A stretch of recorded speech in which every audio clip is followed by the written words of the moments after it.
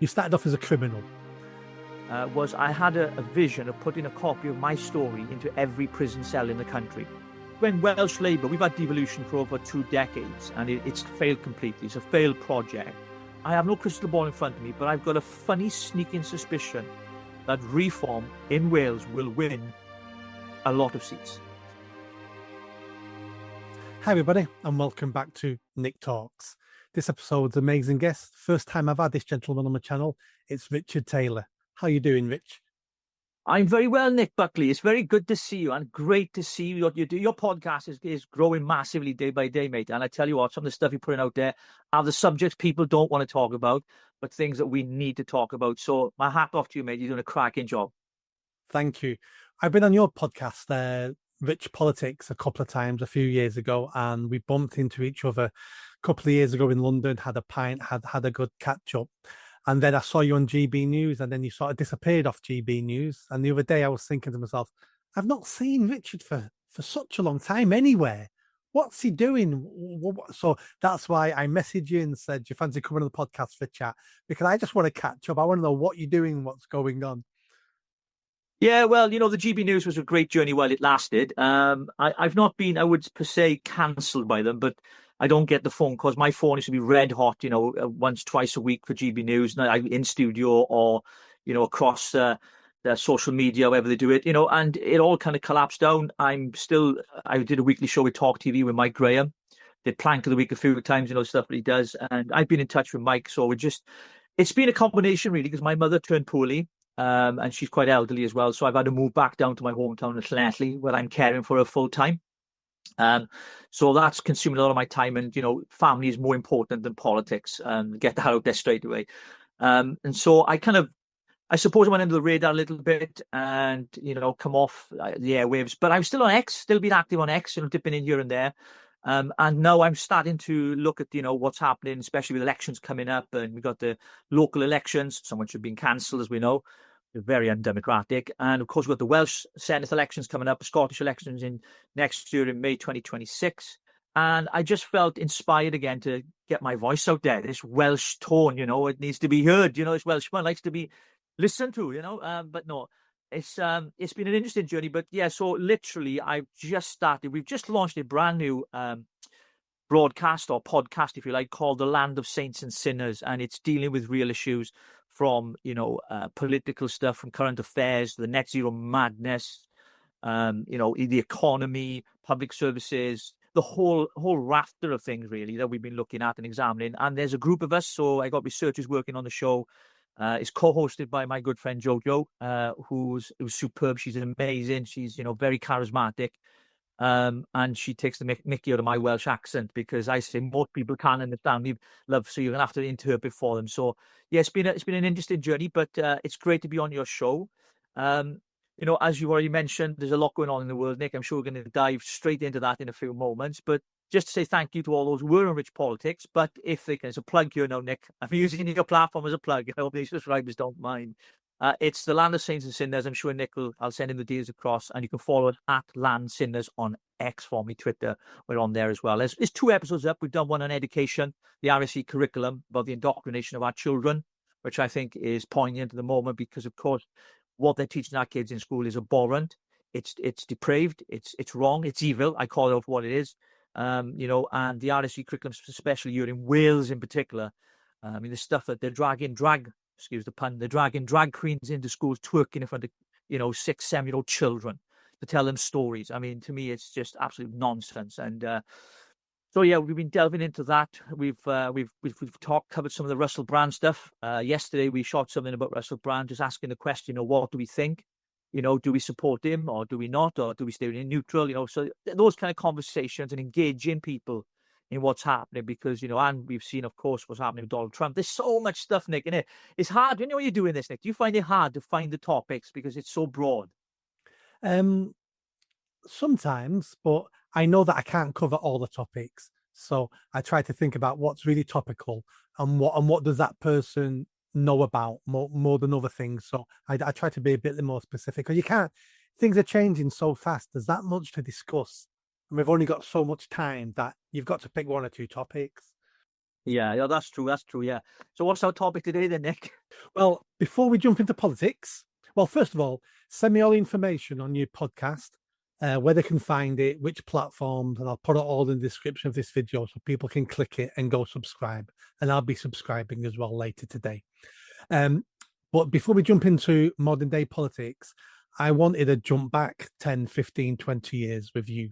Um, and that's because obviously you speak about politics, you're knowledgeable, you've been in this for a long time now, but you came from a different journey. You didn't go to university, study politics, then volunteer for the Labour Party or the Tory Party, then sit in a safe seat and go out leafleting for one of the main parties. You I don't mean to sound rude, but you won't take offense. You started off as a criminal. You was arrested dozens of times, locked up, and then at some point you saw the light. You reformed yourself, and you wrote a book about it, and the book was called "To Catch a Thief." Give me a few minutes on your life then, and what led to you writing that book. Right. So I grew up in a very poor family, working class family in Llanelli, with three younger brothers.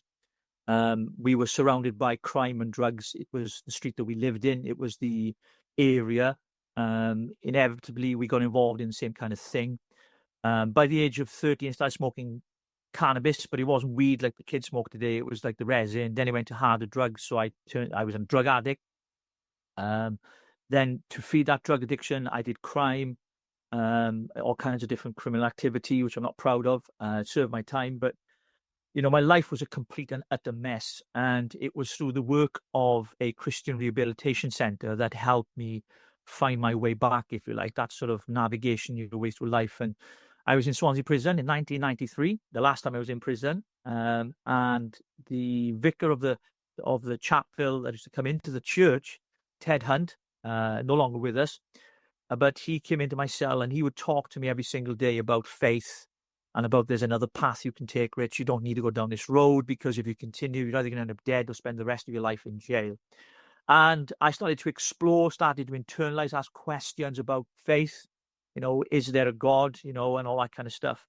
And I'm sure many, many people sometimes go through moments in their lives, Nick, where they question it as well.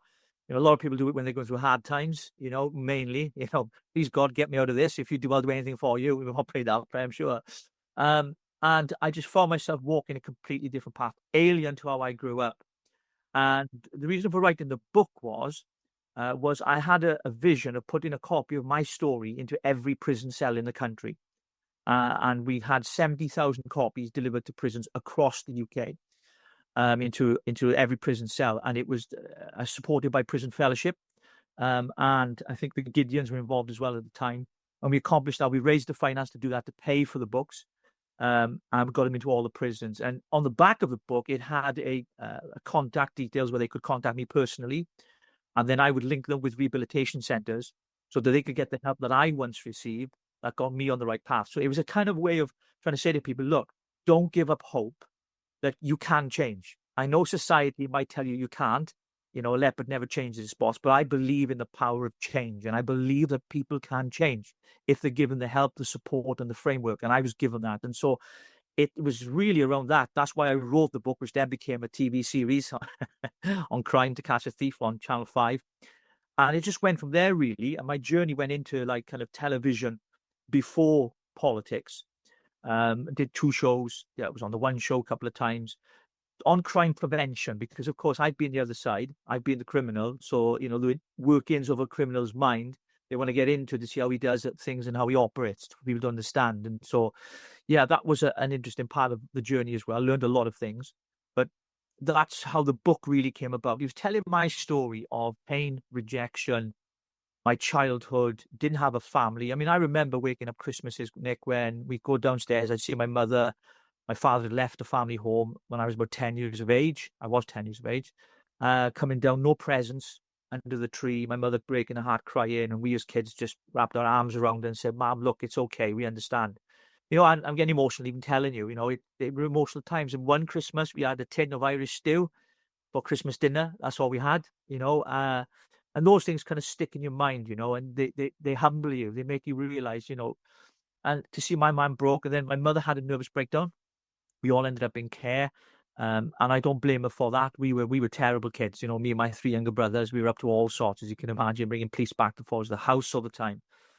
So I was sent off to foster care, didn't see my brothers for years and years and years. And there I am in prison, Swansea prison on remand. My cell door opens and in walks my second brother, Andrew, who I hadn't seen since I was 10. And I was like, wow, Andrew, because we were split up, sent to different parts of the country in Wales. And so, yeah, and so it's been an interesting journey. I had no interest in politics or religion. My dad always used to say to me, don't get involved in those two things. Religion or politics, stay well clear. And what did I do? I didn't listen to him. I got involved in both. So that is a unique story. Lots of people can, understand that. I was never arrested and end up in jail, but I came from, the same streets as you, but just based in Manchester, single parent household, no money. And I probably was on the edges of criminality sometimes and just never got caught and never went down that path. But living that life gives you a different perspective on life. And my career started when I worked at Manchester Council, stopping kids like me and you going down the wrong path. And the reason why I was successful at that and won many awards at that work is because I was one of those kids and I didn't take the BS off them. So when they were telling me it wasn't their fault, the police are picking on them, it's not my fault that cannabis is illegal, it's not my fault because my mum's a drug addict, it's not my fault. And I was always going, it's always your fault because you make those choices. Life's hard. Life's always been hard and life's always going to be hard. And the more you try to make excuses for your own behavior, the more you're going to fail. And I helped turn around many, many kids by having those frank conversations and cutting through the excuses and the BS. And I only could do that because I came from those same streets and understood their families, understood the choices they were making because I was doing it myself at some point in my life. Mm. Yeah, it's interesting. When you've been there, you understand people more. And I think what I found is when I started to look at politics and how the country is run and things like that, how out of touch they are with the everyday person on the street. And that's what gave me the passion to say, you know what? Our voices need to be heard. Working class people who've been through some stuff and survived. Because I've nearly died a few times as well, with overdoses and things like that. So I've been at the bottom of the pit, right? And I've survived. I'm not blaming politicians for that. That's the societal aspect of my life. That's how I grew up. And there's a lot of poor working class communities around our countries in the north. Here in Wales, one of the most deprived areas, of course, in the country. And ghettos in London, as I call them, because that's what they turned into, Birmingham and places like that. There are places. The poverty is so, so bad. It's like we're stepping back in time. And I kind of got frustrated and angry. And I thought, well, rather than just, chanter from the sidelines, do something, Rich. And it was around about the time when Brexit was on. It was on the table. The vote, 17.5 million people voted to leave. I stood as an MP then with Nigel Farage, formerly, obviously, Reform, formerly Brexit Party, in Blaen I Gwent, which I was living at the time. We weren't successful, but to my credit and to my team's credit, I should say, I shouldn't take credit, we finished the third highest in the country in the Brexit Party of the share of votes, and first in Wales, of course. So we didn't run. The campaign was good, but it was not good enough. If the Conservatives hadn't run against me, we possibly could have won, because I beat the Conservatives, the Lib Dems, the Greens. It was just Labour. Put a red rosette on a donkey and they'll just vote for it. But I think things have shifted now since they've become freeform, and I think that there's a surge now of people thinking, you know what, I've got no other alternative but to look at reform. At least look at them, because the other parties are two cheeks of the same ass, as they say, and it's just offering nothing to anybody. So I met Nigel a couple of times. He campaigned. He came on my campaigns, knocked doors with me. Came to Ebervale Rugby Club for a couple of pints, as he likes, and get a couple of cheers and a couple of boos there. So they didn't all love him. And then obviously the TV thing unfolded. I got invited to GB News when they first started out. I was even in discussion about having my own show with them at the time. That was early on. I met with Angelos, I think his name was. We discussed having like kind of a Welsh kind of element, because it was very London centric, I thought. It didn't really, speak to people outside of London. Yes, they had reporters outside of London, But that's kind of stopped now, the by and by. They've become part of the same legacy media, in my opinion. I've got friends that work there, so forgive me if I'm having a go at you. I'm not. But suffice to say, I do think that they've become an entity that's part of the legacy media that that I didn't expect them to go down that road. I want them to remain kind of, not right wing, because by the way, I am considered to be an extreme right wing thug, apparently, because of the things I say and everything else. But, I just see them changing to something else. And it's a real shame, really, because what started so good ended so badly. And I think of people that cancel, like we mentioned, it was Dan Wootton, Calvin Robinson, whatever your viewers take on those, Lawrence Fox, whatever your viewers' thoughts are, these people were cancelled, and there's Ofcom as well. We had all that kind of stuff going on. And so I kind of was passionate about getting the message out there. But all the people I was hearing were people not like yourself, Nick, who come from university, from wealthy backgrounds, who had some political nuance about them. They'd been educated, had a degree in politics. And I was just a Welshman from Wales, with a bit of passion in his belly, a bit of hoil, as we call it in Wales. And I thought, I'm going to try and speak up on behalf of working class people who are on the streets. The homelessness crisis here in Wales, for example, is massive. And there's so much that could be done that doesn't get done because governments, and our government in particular, are more concerned with what's happening outside of our country rather than what's happening inside of our country. And we're not taking care of our own. And we're not taking care of our own people. We're putting others before our own citizens. And, and to me, that's an injustice. And when I see that, I want to call it out because it's wrong. So that's the route then into politics. That's why I got into that kind of thing. It was, and I was really passionate about it. But more recently, when I come to it, I'm non-partisan now. I'm not with any political party at all. I just watch from the sidelines and commentate as you do, and you do very well as well, very articulate. But so I've decided to stay out of the kind of inner circle of politics, if you like, and just use my voice. And if it's of any use to anyone, if they want to hear it, here I am. Let's jump into Wales then. The Labour Party has dominated Wales all my life. It's easy being in a party when you're not in power. So Labour have spent 14 years, rightly so, criticising the Tories. We would be better. We would do this. We would fix all the problems. We're amazing. And that's what every opposition does. They're now in power. And it's been the fastest, deepest fall I've ever seen. There was no honeymoon period for Labour. It lasted 4 minutes, the honeymoon period. They've basically changed their opinion on everything they campaigned for. We've now got evidence that they basically, I mean, all politicians lie. I'm not saying this is just a Labour problem, but I've never seen a government lie so much and get discovered and break the promises as quick as this government. How are Labour doing in Wales now? It's all fallen apart on a national level. Are they going to get spanked at the Welsh elections next year? Yeah. Well, going on that, I put a quote the other week. There's more rats in Parliament than there is in Birmingham at the moment. But suffice to say, I think when Welsh Labour, we've had devolution for over 2 decades, and it's failed completely. It's a failed project. I mean, I was anti-devolution myself personally. It not because it doesn't work, it's because of who was in power. And Welsh Labour, Eluned Morgan, now the First Minister, prior to that, Mark Drakeford, of course, my good friend down there, the Emperor, I call him.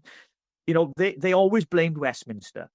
Even when things were devolved to them, 22 devolved areas and powers that were given to them, and the Barnett formula, the way they work out how much money Wales is going to get, they always failed. When it came to public services, education, we were lowest on the PISA charts, which is how they measure the scores.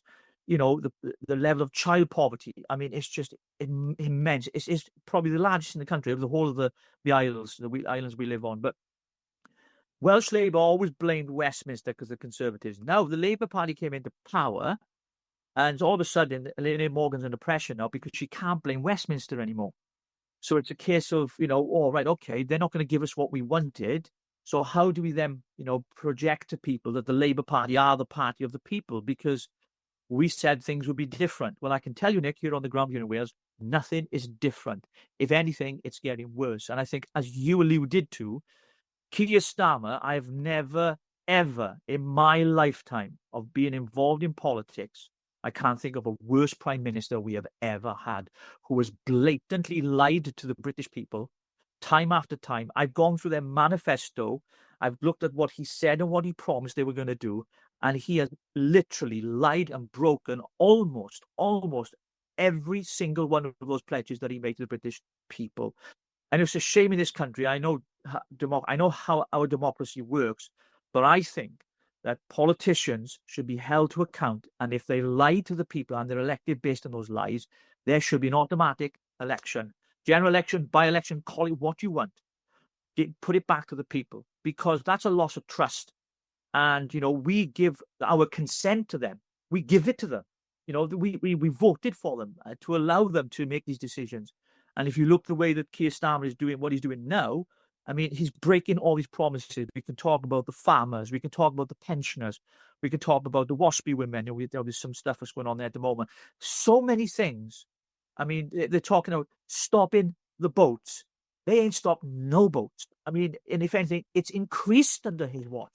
And we've seen that massively. And I'm talking to people, everyday ordinary people who are not engaged in politics, Nick. It's just interesting. Who are becoming more engaged in politics because they hate Keir Starmer. Like they hate him. I mean, I was with somebody yesterday having a coffee, and we were talking about it, and they're like, I can't stand his voice. Even his voice, he just, it's just. I mean, I'm not criticizing the guy's voice, but it's just, people are just seeing the lies, constant barrage of lies, and the propaganda from media as well that we're seeing as well. And of course, more recently, we've seen now the inquiry into the rape gangs, because that's what they were, not grooming gangs, they were rape and grooming gangs, being dropped. I mean, what's all that about? But thankfully, Rupert Lowe is calling for a private inquiry, and he's raised over £500,000 on a crowdfunder, which I think is phenomenal. So big thumbs up to him for doing that. And so you go back to Senate, the Welsh elections. My thoughts are that the Conservatives here, we don't have any Conservative MPs in Wales anymore since the election. You know that, don't you? There's no Conservative MPs in Wales at all representing Westminster. They got wiped out. We got obliterated, literally obliterated. But of course, we have MSs, members of the Senate, down here in the Welsh government, or Welsh Parliament, I should say. I think that the Conservatives are going to be wiped out down here, the Welsh Conservatives. They've changed leader recently from R.T. Davies to Darren Miller, who, for some strange reason, has blocked me on X. I don't really know why. Just some people, it's one of those things, isn't it? And I think they are speaking the wrong language. They're not hitting the kind of right messaging to reach people, because there's some internal battle going on there. I think a lot of the Welsh Conservative MSs, I think they should be considering, looking at who they're going to stand for, whether as an independent, because of what's happening at the moment, or whether they move to reform. There's a lot going on behind the scenes, I should imagine, discussions going on. But I think the Welsh Conservatives will be obliterated. I have no crystal ball in front of me, but I've got a funny sneaking suspicion that reform in Wales will win a lot of seats under our PR system, proportional representation as well, of course. Looking at the vote share as well, looking at the polling at the moment, and we're only a year out, I think the May local elections will give us an indication, as to where we're going. That's going to be a massive part of it. We don't have them here in Wales. We haven't got local elections in May. I think it's just in England and elsewhere, but not here in Wales. But I think that will give an indication to people of where reform are, because the polls are the polls. We always use them to our own advantage, as you know. When they don't speak good of us, we don't use them. When they speak well of us, we use them. But I do think that reform are a real threat to Welsh Labour. And I've seen, Labour attacking reform now consistently over the last few weeks. It's kind of become part of their target on social media platforms. I think that's deliberate. It's orchestrated, because they know the biggest threat to them right now is not the Conservatives. It's not the Lib Dems, the Greens. Well, forget them. They're irrelevant. It is the Reform Party. And I think, if you look at the rallies that Nigel is holding across the country, he's out and about there. He's really making headlines. I think that not everyone agrees with what's happened with the change in the party, and I understand that. So I'm looking from the outside in, and I'm predicting that they're going to win a lot of seats. I can see it being between Plaid Cymru and Reform Party in Wales. I mean, I think Welsh Labour, because we get national news more than we do local news. Local news is like 10 minutes at the end of the main news. Welsh news, this come on, after the show. I really think with people looking at Labour now, it might think to themselves, what have we done voting for these people? What have we done? And a lot of the older people are the voters, because they have traditionally been the voters. and they've lost a lot of them because of the winter fuel allowance and the cuts and everything else. And so I really think that we're going to see a real shift and a massive change here in Wales. It's happened before. We had Brexit Party members in the Senate. I worked for one of them, Mark Reckless. I was a caseworker working for him in the Parliament down there. So I do think there's going to be a huge change. When you look at the general election that we had back in July, I mean, some of the seats that were contested here in Wales, I mean, they were so close. I mean, you're talking like so close. I mean, in Llanelli, where I live, Gareth Beer, for example, who stood as an MP, I mean, he was so close. I mean, it really put, the scares up Neil Griffiths, who's the Welsh Labour MP for my constituency where I'm situated. So I think Labour are scared, and they should be, and I think Reform are on the rise.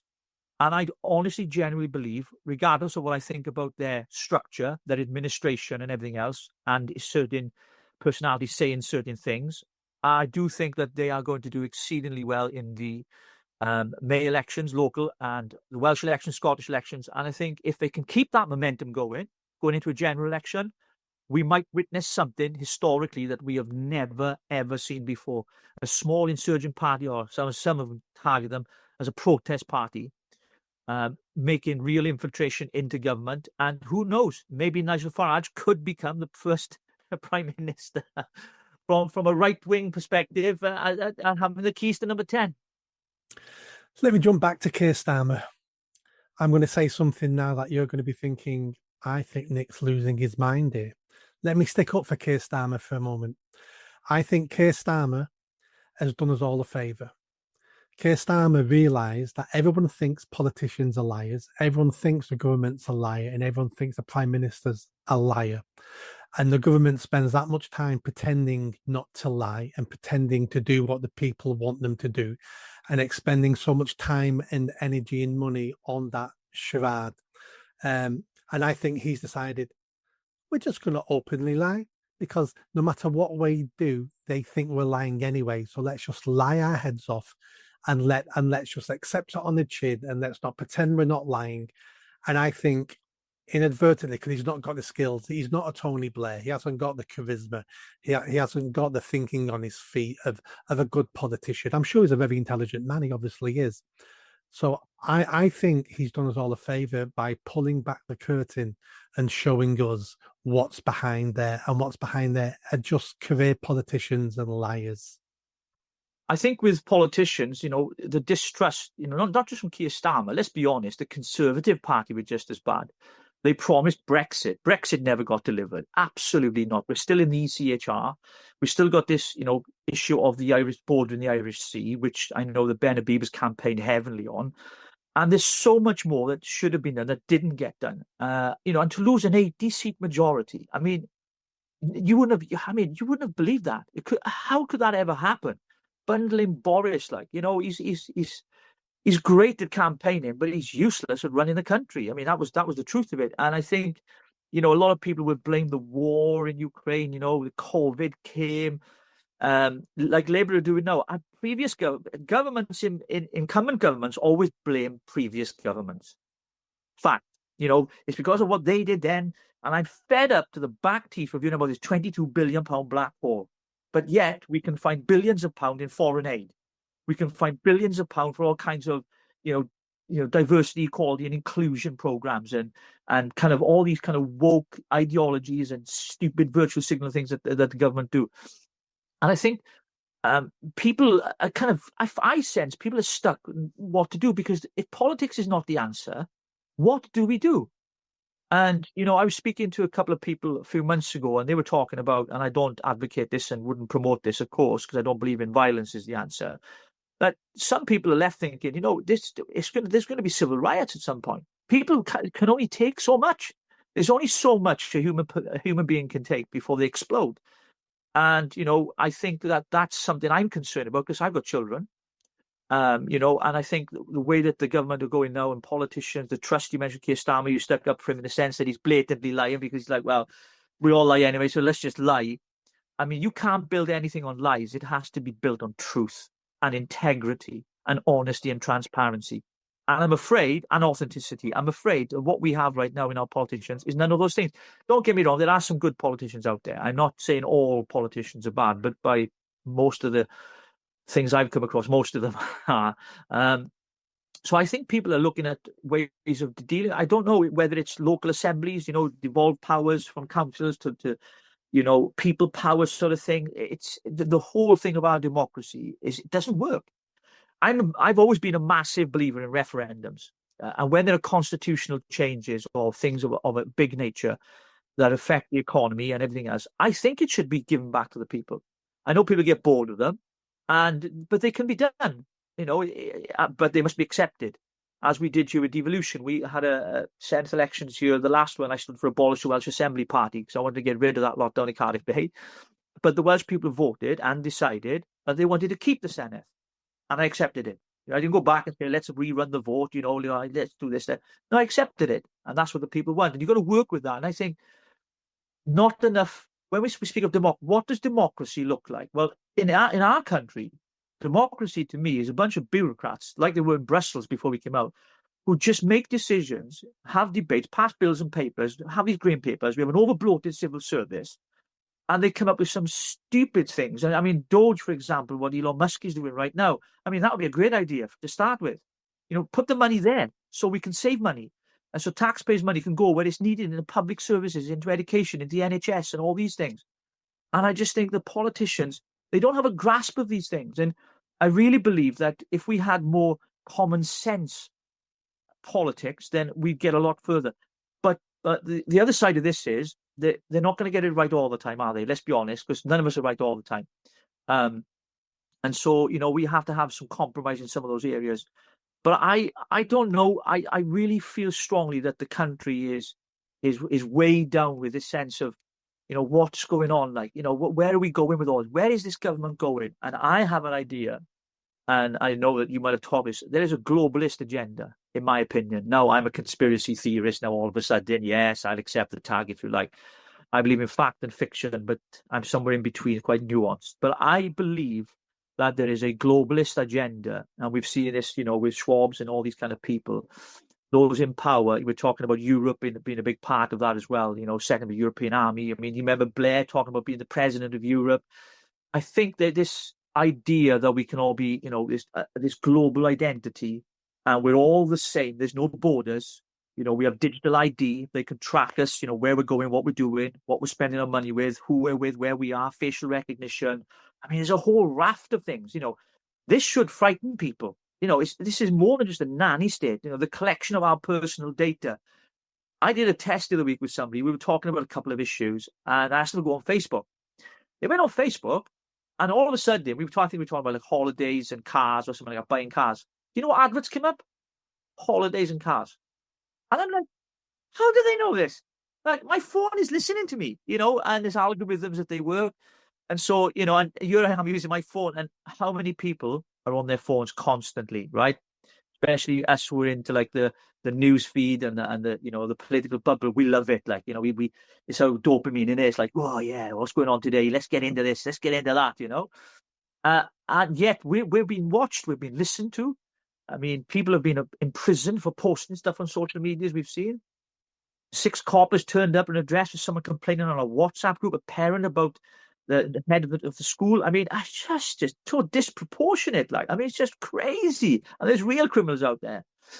So I think people are going to lose faith in politicians, and I think they have already, to be honest. And I don't know if reform will reinvigorate the younger generation, because it seems from some of the polling I've seen to suggest that younger people are engaging more now, because they're seeing through the crap that's been pushed out onto us and what is happening with the current government and the previous government.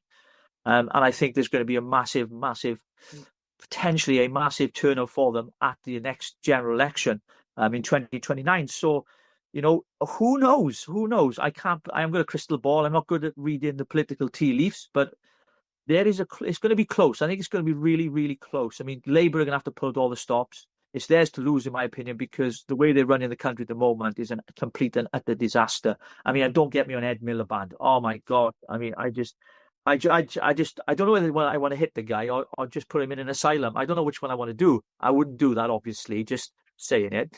I got to cover myself. But the guy's nuts. He's standing there playing a banjo in a wind field. The climate change. I mean, is he real or what? Is he nuts or what? Does he think we're children?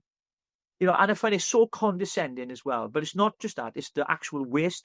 We're paying this green levy tax for something that's going to take 20, 30 years to roll out. But in politics, there's short-termism and there's long-termism. So you've got what do we do in the immediate, and we've got a long-term plan. And you need two parliaments to get. Thatcher had it. She had the time to do the things she needed to do, although she wasn't liked very much in Wales, may I say, for closing down the mines. But and taking milk out of primary school as well. That's another story altogether when I was in school. But you need two parliaments, I think, to make effective change. The first term in parliament is getting all the kind of structure and things in place, budgets and all that kind of stuff. And then the second is where you start to see the fruit of your labour, if you like. But I don't think Labour are going to have that opportunity. I really don't. I really, really don't. Because they promise growth. But if you look at what's been forecasted by the OBR and, other institutions and economists, quite clearly, we're not growing. And we were growing more in the G7 under the Conservative Party, believe it or not, than Labour. So, the flip of that. And I'm going to put this on record. I haven't said this anywhere else. I think what's happening, and this is quite different from politics, Nick, there's been a spiritual awakening. What that looks like for people, I'm not talking about religion now. I think people are looking to alternatives to find some kind of peace and some kind of inner tranquility and solace, because they're not finding it in society as it is as a whole. And so they kind of want to be off grid. I mean, the amount of people I've talked to don't want to live in this country anymore, Rich. Do I stand and fight, or do I just go off grid? Give me a tent, a backpack, water and a shelter underground. I'll go and live there. Do you know what I mean? And watch Nick's podcast. So yeah, it's difficult. I think people are just fed up, Nick. They really are. And I think we've hit almost rock bottom. And I think that's why there's a change coming. You can feel it in the country. You can sense it in the air. I can smell change coming. And it's not because of one thing this Labour government's done or the 14 years of Tory incompetence. It's accumulation effect. And we've now got to a stage where most people now are unhappy with everything, because nothing works in our country. The NHS doesn't work. The police service doesn't work anymore. Councils don't work. Councils are going bankrupt. We're paying more tax than ever, and we're getting less and less services. We've got mass immigration changing our towns and cities. We've got foreigners coming into the country, murdering, raping, assaulting us, and then getting suspended sentences. We get serious criminals, foreign criminals in court to deport, and then we can't deport them because their children like chicken nuggets, and the chicken nuggets of a country are different. One didn't get deported yesterday or 2 days ago. Was that the Jamaican guy, was it? Because his criminal record is that bad. He'll be persecuted in Jamaica. We had a woman from the Congo who got rejected for asylum 8 times. And on the 8th time, she joined a illegal terrorist group in the Congo. So now she can't be deported to the Congo now because she's a member of a terrorist group in the Congo. And we're seeing these stories, and I'm saying, I know I've been looking at these for years, but everyone's now saying to themselves, are we idiots? Is this, are we run by fools and clowns? And why do I vote for fools and clowns? And you talked about violence. I spoke to a professor of King's College London last month. It's my second highest viewed video. He's a professor of war, and he's come to the conclusion we're going to have a civil war in the UK in the next 5 years. And it's already started. We just don't know it started. We talked about Islamic terrorism. We talked about the eco-green lunatics, and we talked about the Blade Runners chopping down surveillance in London. And he said it started. That's the beginning of it, and it's not going to be a civil war like we imagine a civil war. It's going to be more like the Troubles in Northern Ireland. Different groups will be killing each other, and retaliation bombings and tit for tat killings, and it's going to heavily affect our big towns and our cities, and it's going to divide around racial, ethnic lines. Extreme. It might not start like that, but he said once the violence comes, we're going to go back to our human nature, which is tribal, along racial ethnicity lines. Scary. Yeah, well, everything that professor said, the precursors, Nate, for what is to come. And I actually, I tend to agree with him. You know, my personal feelings are that we're heading down that road. And tribal, as you say, it's going to start in the inner cities, I think, you know, and then spread out to the rural communities. You look at the farmers now, you know, they're being attacked. And I think I've sensed it, it just, you know, you get that feeling, you can smell that something's coming, 2030 maybe, you know, when people are going to say, right, that's it, we've had enough. Our vote matters for nothing anymore. You know, we got, you know, what our forefathers died for and served this country to protect us from Nazi Germany. You know, what was it all for? You know, because the democracy we're under is just simply not working for us as people, everyday ordinary people. Now, you get, of course, the elites and those multimillionaires who it doesn't really affect in the long term, but that's not a majority of the country, let's be honest. And I think we're going to see it as you've seen. We've seen all this kind of happen. And there is a sense of anger in people. And it's going to spill out because we're going to return this, as the professor mentioned. You mentioned on your previous show with him that, you know, people, they return back to their roots. Okay, hang on a minute. Let me just think here. Right, this is wrong. So instead of like bending down and taking it up the proverbial, you know, I'm not putting up with this anymore. I've had enough of it. This is going to stop, you know, and we can use our soapboxes. And I think this is why podcasts like this are important, because it gives an alternative to mainstream media so people can hear the alternative, because that's what people come to. They, whether it's, you know, your Josh Rogans or yourself or, you know, there's loads of them out there. I don't go through all of them and plug them, but, you know, there are all these different broadcasts, the Land of Saints and Sinners as well. You know, they're looking for alternatives so they can say, you know what, he's right, she's right.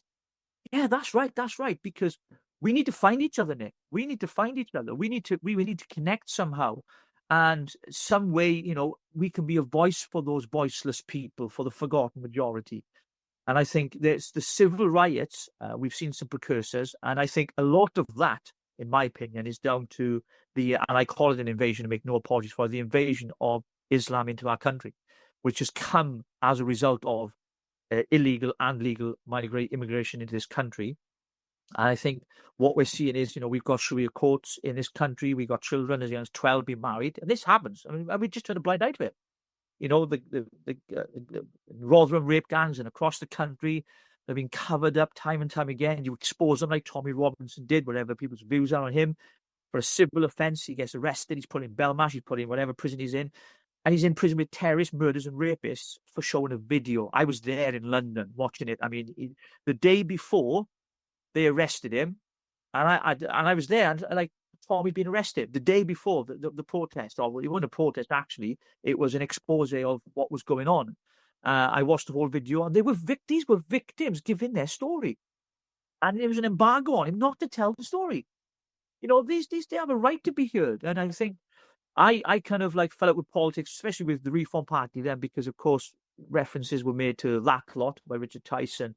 And I think that, you know, if you've got nothing good to say about someone, say nothing at all. Just move on. You know, the art of, you know, being able to have debate, you should be able to, you know, deflect the question to someone else. It's not that complicated. I'm not university trained, although I did go and dropped out after 2 years because I got bored. Probably my ADHD and autism. But anyway, but, you know, there's a way of diverting a question and say, well, look, you know, yeah, Tommy's doing his thing, we're doing our thing, that's it. You know, but to come out and blatantly say things, you know, from his past, which he has admitted himself.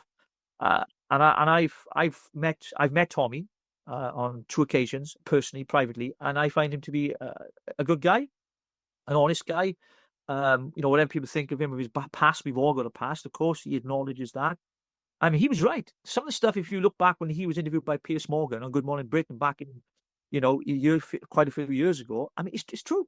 What he said's come true. I mean, I don't want to quote Enoch Powell because you might get banned off YouTube, but, you know, the streets will run with blood. I mean, we're seeing it in London. We're seeing it in Birmingham. We're seeing it in Britain, in our major cities. It's happening right now before our eyes.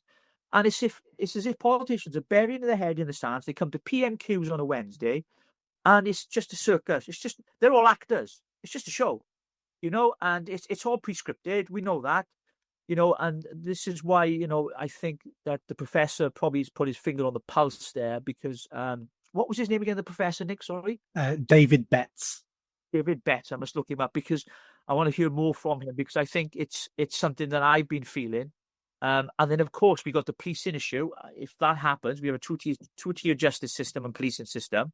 I mean, so it's just so difficult to navigate. And I think this going off grid thing, especially to people in rural areas and some of the cities as well, they just want to get out here. The amount of people I've talked to who want to leave this country. I mean, it happened in America when they said, "No, Trump becomes president, we're going to leave the country," right? Half of them did, and half of them didn't, because they got it too good over there, and so they're just a threat from these celebrities. But there are times where I sit and wonder to myself, like, should I stay in this country? Look, I'm 50 now. I turned 50 in February. My knees are feeling it, and so is my back. But I'm considering I get my private pension in 5 years' time, it's a bit early, and it's not a bad pension. It's not it's not extravagant, but it's a good enough pension to live off. And I'm deciding whether or not to leave the country myself. I'm like, my kids are all grown up. There's nothing holding me here. So I'm like, do I just leave the country? Where do I go? I would push back on that and say there's something holding you back, and it's the love of your country and your people. I've got friends saying this to me, and the conversation I have with them now is, "You sound like a coward. You you're running away when your country needs you the most. You're running away. You've been criticizing." My friends, I say to them, "You've been criticizing immigrants for the last 5-6 years to me that they're running away from their countries and coming here and ruining this country, and your answer is to run away from your country and go to someone else's country as an immigrant." And I say, "You sound like a coward. I don't want people." We need to start challenging British men on this and saying to them, no, the answer isn't running away. The answer is staying here and do something about it. What would have happened in 1939 if we all would have ran away from Nazi Germany, or 200 years ago ran away from Napoleon when he was trying to invade? It's men need to take some responsibility. We caused the problems in this country, all of us, all British men caused these problems by allowing them to happen in the first place. And the answer to all our problems is for British men to stand up and say no more. And we all need to be standing up and saying no more. You're doing your bit, I'm doing my bit, and everybody needs to do their bit, because surrender, capitulation, running away is not the answer. And I'm having these conversations now on a daily basis with people. Yeah, it's true. If we it's a challenge, though, and I get the internal battles that some of these people we talk to are having every day, Nick, and I sense that myself, and I'd stand up and fight. I'm patriot. I'm a patriotic Welshman, right? I'm not up for Welsh independence, by the way. I did post on X, but it was on April Fool's Day I posted that, because we'd be bankrupt within a year. But suffice to say, I really believe that, we need patriots. And as I've said, I've mentioned Tommy Robinson. I've met a lot of people that support Tommy, for example, who are patriotic, hardworking, tax-paying people. They're not thugs. They're just ordinary people, grandmas and grannies. And I'm like, and they're standing up for the patriotic values of this country. Now, I know Reform, their optics are like that. This is what we stand for. And maybe they are. But we need people to stand up for our values in the sense of our history, our culture, our identity. Because once a country or any nation or people loses their identity, they lose everything. Where we've come from, who we are, where we're going. Once you've lost that, you've lost anything, everything. And you can be infiltrated by other ideologies. And as we've seen recently, I was talking on our podcast, actually, strangely enough, we were talking about education. The first episode that was out yesterday or the day before, and we talked about how it's been influenced by, of course, MPs and local councils and the LA local authorities and the teachers' unions and all these kind of things. And I talked a little bit about how in Parliament now we have a coalition of the willing that are pro-Gaza. Now, I'm not going to go into the Israel-Gaza war debate at this juncture, but suffice to say, they were elected on a ticket of being against the war in Gaza, Labour MPs, and there's quite a few of them. And they've come together in a coalition. They walk into Parliament, they don't swear on the Bible, which we are a Christian nation, which is in the dispatch box in front of the Prime Minister. They were swearing on the Quran, which I've not studied the Quran, so I can't be, specific, but I did do a degree in theology. I dropped there 2 years, I mentioned that. And we did look at other religions, and I've studied some of Islam and their teachings, and they're not compatible with British values. They're not compatible. It's as simple as that. Now, we're a tolerant nation. If we're a Christian nation, we believe in grace, and we believe in turn the other cheek. but there's only so many cheeks we've got, Nick. They're going to run out of cheeks very soon. And I think there is going to be this kind of head-on collision. It's not going to be political. It's going to be people. And I think it's going to be people who may not believe in the Christian religion, but it's part of our history, our identity. And they say, enough is enough. No, we want our country back, which is the slogan Reform have been using time and time again. We want our country back, because it almost feels as if we've been invaded. But as you have said, it's our fault. We've allowed it to happen. We've stood by and let it happen. So maybe more engagement with people on the ground to get them more involved in politics. I mean, I was speaking to a girlfriend the other week, and we were talking, and she said to me that, I don't vote. I hate politicians, but if I had to vote right now, I'd vote Reform.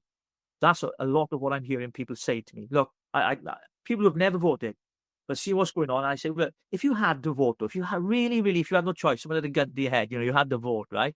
Who would you vote for? And they said Reform. And I think there's a lot of people flipping and changing, even since the last election, the seats that Labour won. People have been interviewed in those constituencies, and I've seen them being interviewed, and they're saying the same. Wish I'd never voted for Labour. Wish I'd never voted for Labour. So, will we see a change if Reform come into governance, into power in 2029? Who knows? Because are they like the rest of them? Because once you become a politician, you change. I mean, I've seen it. I've seen it with the people I know close to me, people in the Welsh Senate now who are close to me, who I was part of helping them campaign behind the scenes, get elected, completely changed. Completely changed. No relationship there anymore. They got what they needed from me. Ta-ra, Rich. No, that's fine, no problem. Doesn't bother me one bit. They changed, once they get what they want. And I think they've got to follow legislation, and of course, it's parliamentary procedure and all that kind of stuff that they've got, and parliamentary privileges. I get that. So yes, Nick, I think so. I don't want to leave this kind of podcast with a sense of, it's the end of the world. What's going to happen? I think we have to stand up and fight. We have to raise our voices. We have to have more alternative media. We have to have people speaking out and spread this, not disinformation, but open discussion and open debate and transparency, and have those discussions, because Parliament is broken. The country is broken and it needs fixing, and it can be fixed if we all get together and make sure our voices are heard. Oh, absolutely. And we can see across Western Europe changes coming. We can see what's happening in America, changes happening, and it will hit us here. This change that's coming is unstoppable. They may be able to slow it down a little bit, but this change is coming. And the globalist agenda post-Second World War is coming to an end. People have realised now it only benefits a certain percentage of the people, the rich people. And we're going to become more nationalistic. We're probably going to go into a trade war, and which may lead to some other wars across the country, across the world. But change is coming, and change always brings risk. But change brings something different. And at the moment in this country, a bit like the Brexit vote, in this country now, we want something different. We don't care if it's worse or better, because what we've got now isn't working for us. So let's take the table upside down. Let's see where the chips fall, and maybe things will get better, because they can't get much worse. And can they get much worse in this country? They probably can, but at the moment, people don't think they can, because look how bad it is now. Services don't work. The jobs pay poorly. We're being taxed too much. Can't afford to buy a house. Can't afford to rent a house. No, the amount of people now not in relationships, all-time high. And it's like, what am I living for? And money isn't the answer.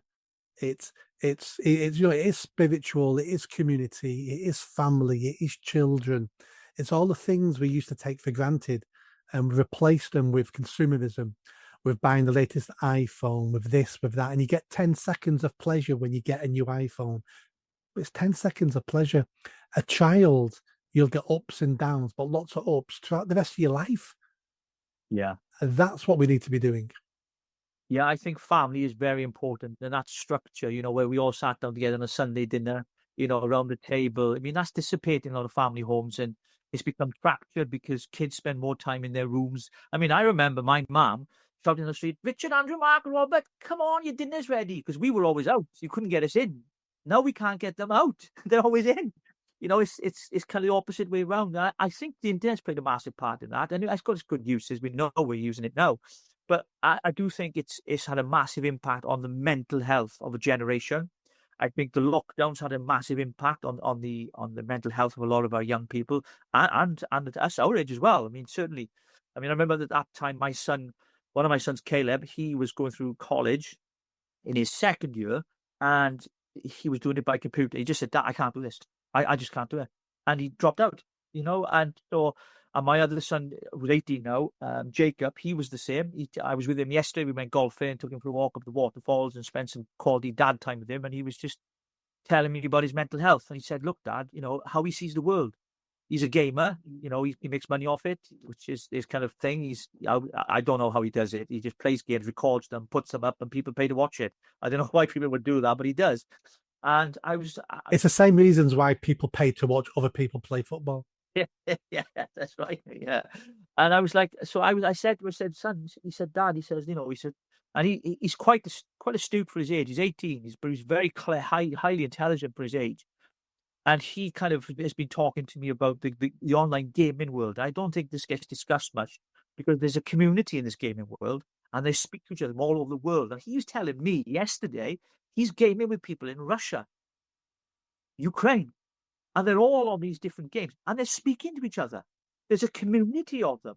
So behind the scenes, while we got this physical thing going on, there's this kind of digital thing going on behind the scenes, and I've not looked at it much, but I was intrigued by it. And he was telling me, "Dad, yeah, we have discussion on there, we have debate on there. Some people get banned off there, because they get angry.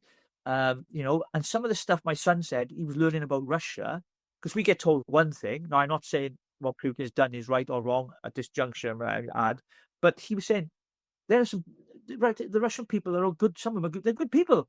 Whatever he did with the war, and he's speaking to them online. And they're ignorant of a lot of things because of what we get pushed down our throats. I think for children especially, my big concern is not for us. We're the grown-ups in the room, Nick, and we've seen it. We can kind of handle it. We can navigate our way, but it's the children. And it's how they're being brought up, and it's what they're being taught, what they're being indoctrinated with, and all of those things. I'm glad mine are older now, but they still were affected at the back end of COVID. Oh, it was such a thing. I just think it was just one big cold anyway, but that's my point. I'll leave that land there. And I really think that the younger generation are the ones we need to protect and speak up for, because as we march and stand up as patriotic citizens of this great nation of ours, which we really, really are, we were the Industrial Revolution and what we did around the world, for the Commonwealth, what we, created was phenomenal. And I'll never apologize for what we did because, we made Britain great. And I want Britain to be great again. But for the safety and the sake of our children, we've got to fight, if nothing else, for the future generations. Completely agree. And that's a great place to end. Before we go, one last plug for your new channel. Right, so I've sent Nick the link, so you'll find him on there. It is, I think it's at Land Sinners for the X, and I think it's at Land of Saints and Sinners. But if you do that, you'll come up with a film with Liam Neeson in it, which is his film. It's kind of the thing. So just be aware of that. So go to the link on Nick's podcast here. That'd be great. We'd really appreciate it. We're a brand new channel, Nick. And it's like when you're starting out, you're calling all your buddies and trying to network. So please, if you follow us, I really, really appreciate it. And of course, we're going to engage with people. Hey, we'll get you on, Nick. We'll have to have you on. Absolutely. That'd be wonderful. Thanks ever so much for having me on. It's been fantastic. And I'm really excited about all that's happening with you and what you're doing up there in Manchester. No, that's great. Thank you much. And let's catch up again soon. We will. Cheers, Nick. See you later.